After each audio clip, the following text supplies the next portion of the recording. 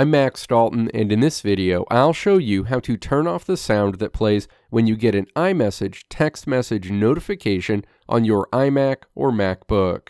Step 1. Click to open the System Settings app.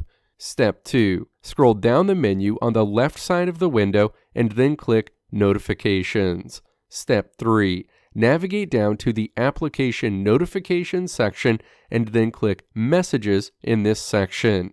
The associated menu opens. Step 4. Click to toggle off Play Sound for notification. You'll still get iMessage notifications on your Mac, but you'll no longer hear a sound play on your iMac or MacBook when you get a text message.